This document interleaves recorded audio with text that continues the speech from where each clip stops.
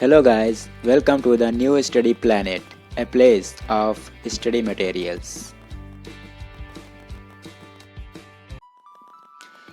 दोस्तों, समास का अर्थ होता है संक्षिप्त करना, यानी दो या दो से अधिक पदों के संयोग को समास कहा जाता है। समास 6 प्रकार के होते हैं: अव्ययी भाव समास, तत्पुरुष समास, कर्मधारय समास, बहुब्रीहि समास, द्विगु समास और द्वंद्व समास। तो दोस्तों, समास से संबंधित जो भी प्रश्नोत्तरी आज हम लेकर आए हैं, तो ज़्यादा समय ना गंवाते हुए उसको शुरू करते हैं। तो यहाँ पर हम पहला प्रश्न लेते हैं। हमारा पहला प्रश्न है, यथाशक्ति में कौन सा समास है? यथाशक्ति में कौन सा समास है? तो यहाँ पे आपका जो उत्तर हो जाएगा अव्ययी भाव समास। अव्ययी भाव समास क्या है? जिस सामासिक पद का पूर्व पद प्रधान होता है तथा सामासिक पद अव्यय होता है उसे अव्ययी भाव समास कहते हैं।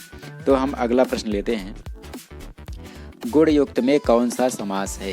प्रश्न है हमारा, गुण युक्त में कौन सा समास है? तो इसका जो सही उत्तर हो जाएगा वो होगा तत्पुरुष समास।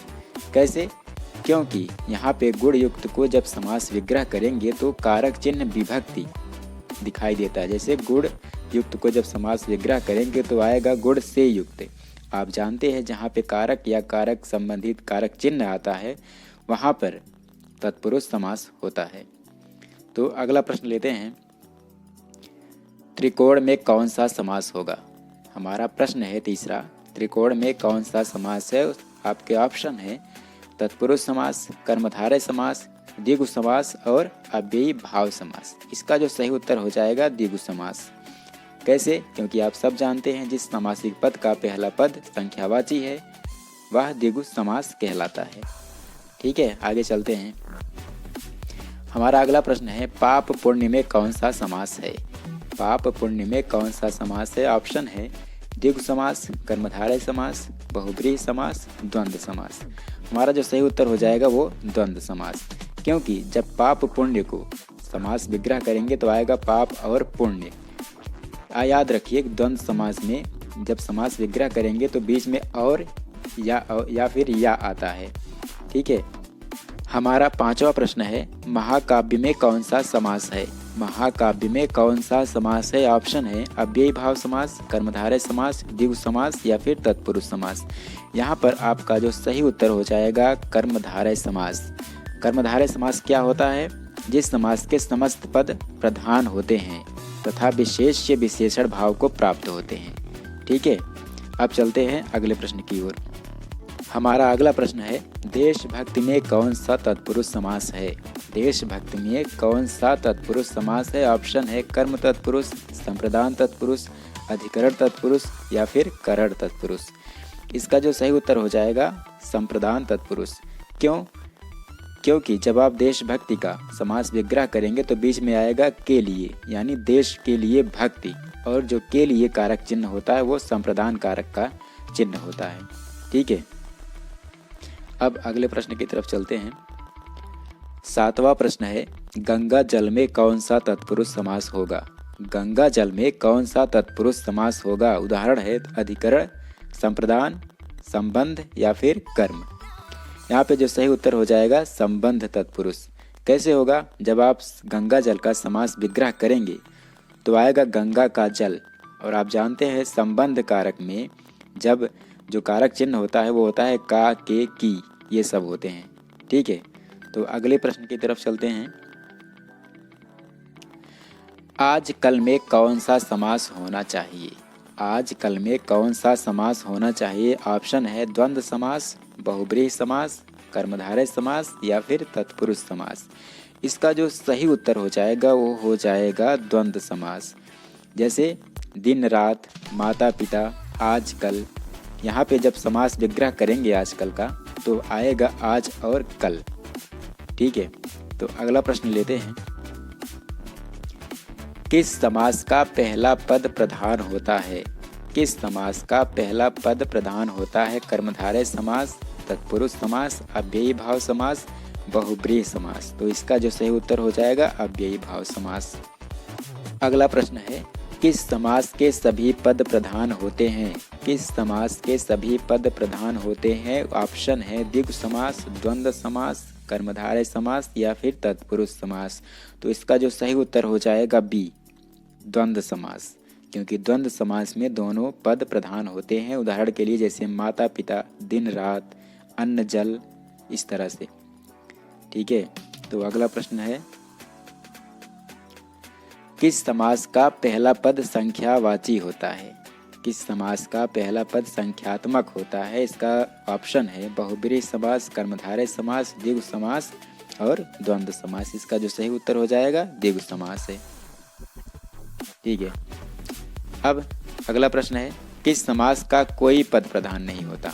किस समास का कोई पद प्रधान नहीं होता? ऑप्शन है कर्मधारय समास, बहुब्रीहि समास, द्विगु समास या फिर तत्पुरुष समास। इसका जो सही उत्तर है वह है बहुब्रीहि समास, क्योंकि इस समास में दोनों में से कोई पद प्रधान नहीं होता बल्कि अन्य यानी तीसरा पद प्रधान होता है। अगला प्रश्न है, किस समास का अंतिम पद प्रधान होता है? किस समास का अंतिम पद प्रधान होता है? आपके ऑप्शन है अव्ययी भाव समास, बहुब्रीहि समास, तत्पुरुष समास या फिर द्विगु समास। इसका जो सही उत्तर हो जाएगा तत्पुरुष समास, इसका आखिरी पद प्रधान होता है। ठीक है, अगला प्रश्न है, कौन सा समास उपमेय उपमान का संबंध बताता है? कौन सा समास उपमेय उपमान का संबंध दिखाता है? ऑप्शन है अव्ययी भाव समास, कर्मधारय समास, बहुब्रीहि समास या फिर द्विगु समास। इसका जो सही उत्तर हो जाएगा कर्मधारय। ठीक है, अगला प्रश्न है, पीताम्बर में कौन सा समास होता है? पीताम्बर में कौन सा समास होता है? आपके ऑप्शन है बहुब्रीहि समास, तत्पुरुष समास, अव्ययी भाव समास या फिर द्विगु समास। इसका जो सही उत्तर हो जाएगा बहुब्रीहि समास। दोस्तों, इसमें एक अपवाद है, ये कभी कभी कर्मधारय समास भी होता है। ठीक है, लेकिन यहाँ पे अगर आपको पीताम्बर दिखे, अगर बहुब्रीहि वहाँ पर है तो आपको बहुब्रीहि ही लगाना है। अगर बहुब्रीहि नहीं है तब आपको कर्मधारय समास पे जाना है। ठीक है, अगला प्रश्न लेते हैं, लौह पुरुष में कौन सा समास है?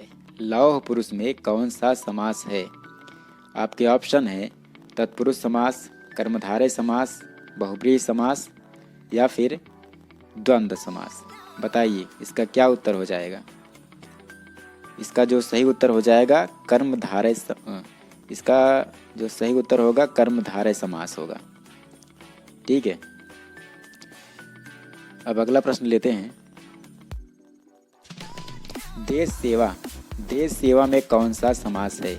देश सेवा में कौन सा समास है? ऑप्शन है द्विगु समास, तत्पुरुष समास, कर्मधारय समास या फिर बहुब्रीहि समास।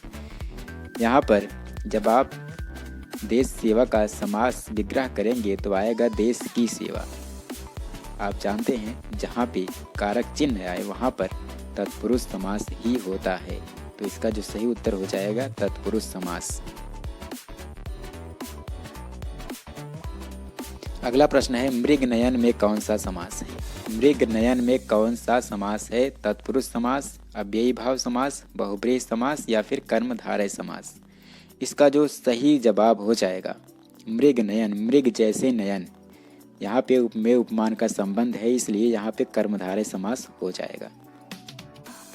ठीक है, अगला प्रश्न है, चतुर्भुज में कौन सा समास है?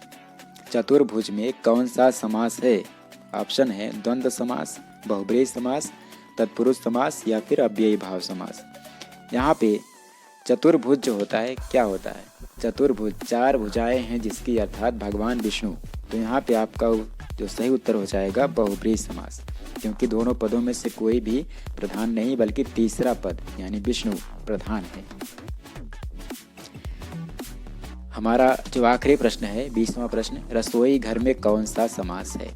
रसोई घर में कौन सा समास है? ऑप्शन है बहुब्रीहि समास, तत्पुरुष समास, द्विगु समास और कर्मधारय समास। ठीक है, सोचिए और बताइए कौन सा इसमें सही होगा। जब आप समास विग्रह करेंगे तो आएगा रसोई का घर, का के की, कारक चिन्ह आ रहा है, तो इसका जो सही उत्तर हो जाएगा तत्पुरुष समास हो जाएगा। ठीक है,